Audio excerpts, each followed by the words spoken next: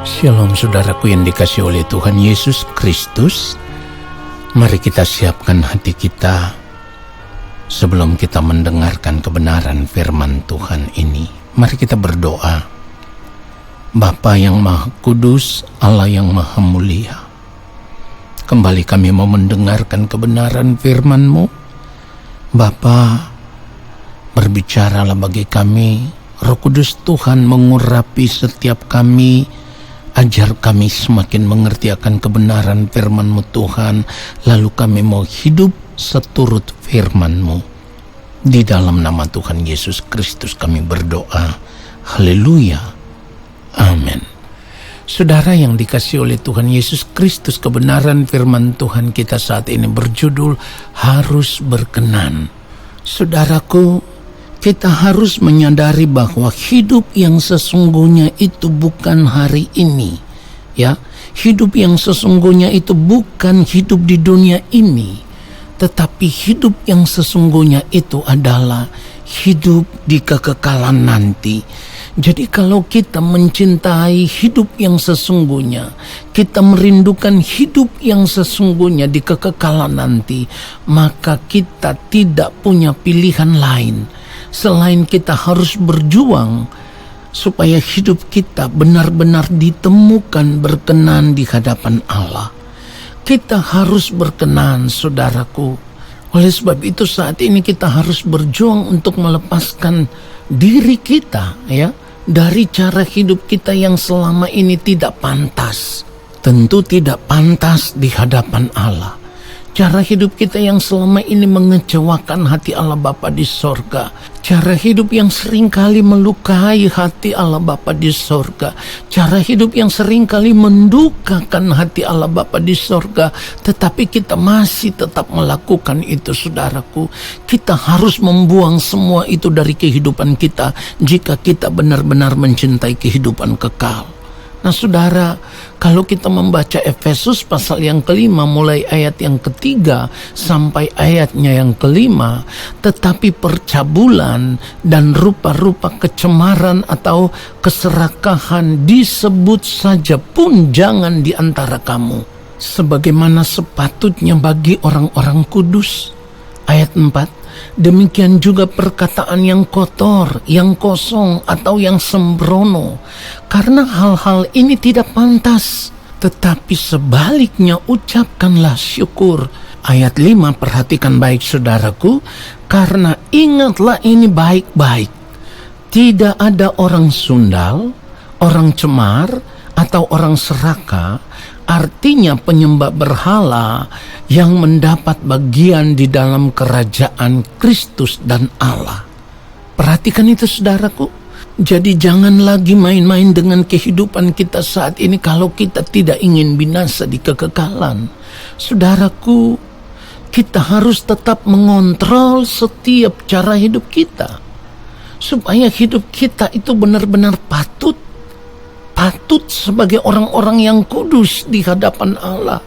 Kita harus menjaga sikap, kita harus menjaga perkataan kita, kita harus menjaga gerak pikiran kita, supaya tidak akan terucap dari mulut kita semua perkataan yang sia-sia, seperti yang firman Tuhan katakan.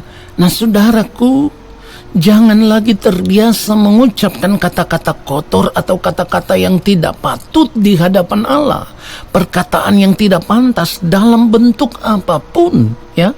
Kita harus membuang semua itu, ya. Kita harus menumpahkan itu keluar dari bejana hati kita. Lalu kita belajar untuk mengisi bejana hati kita ini dengan kebenaran-kebenaran firman Tuhan. Karena ketika bejana hati kita dipenuhi dengan kebenaran firman Tuhan, maka saat kita berkata-kata yang terucap keluar dari lidah bibir mulut kita adalah perkataan yang benar di hadapan Allah, yaitu kebenaran-kebenaran Allah.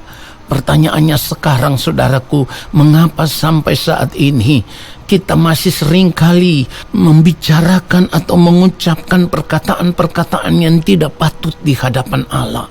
perkataan-perkataan yang tidak pantas di hadapan Allah, cerita-cerita yang tidak pantas di hadapan Allah itu kita ucapkan. Dan ketika kita mengucapkan akan hal-hal itu, anehnya kita tidak pernah merasa bersalah di hadapan Tuhan, atau kita tidak pernah merasa takut, kita tidak pernah merasa gentar bahwa ini tidak patut diucapkan di hadapan Tuhan.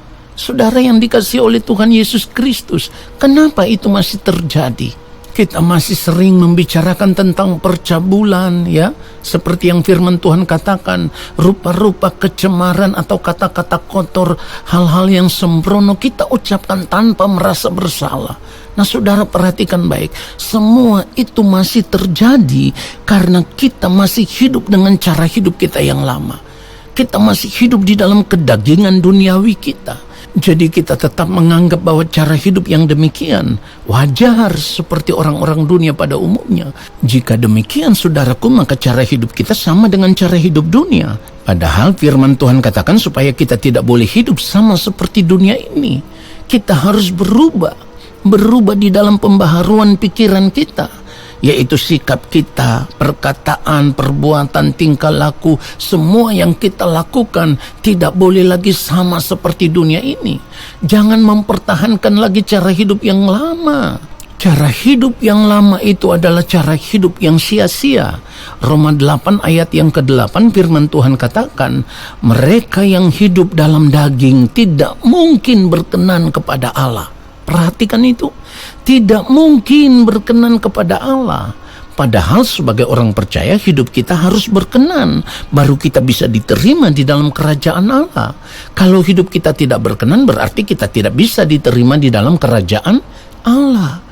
Kalau kita melihat Roma yang ke-8 ini mulai dari ayat yang ke-5, ya, firman Tuhan katakan, sebab mereka yang hidup menurut daging memikirkan hal-hal yang dari daging.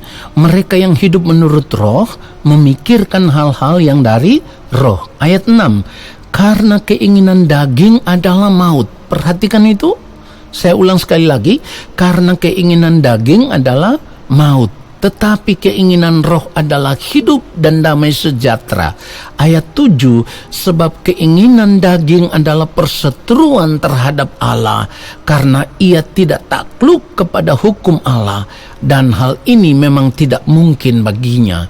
Jadi saudaraku, kita tidak boleh lagi mempertahankan cara hidup kita yang lama.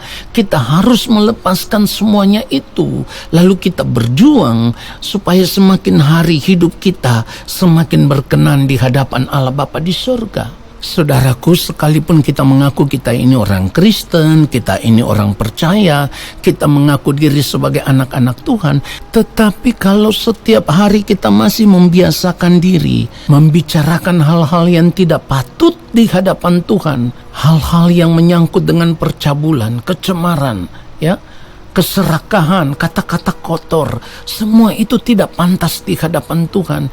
Lalu tanpa kita sadari, tiba-tiba waktu hidup kita harus berakhir dan kita tidak pernah berubah, kita tidak pernah bertobat, maka dapat dipastikan kehidupan kita di kekekalan nanti akan berakhir di dalam api neraka. Saudara suka atau tidak suka, pasti berakhir di dalam api neraka. Saya harus katakan ini dengan tegas kepada saudara. Jangan main-main dengan kehidupan ini, saudaraku. Berubahlah sebelum terlambat. Berhentilah melakukan hal-hal yang cemar di hadapan Allah kalau engkau ingin diselamatkan di dalam kerajaan Allah. Kiranya kebenaran firman Tuhan ini menyadarkan kita semua. Haleluya. Amin.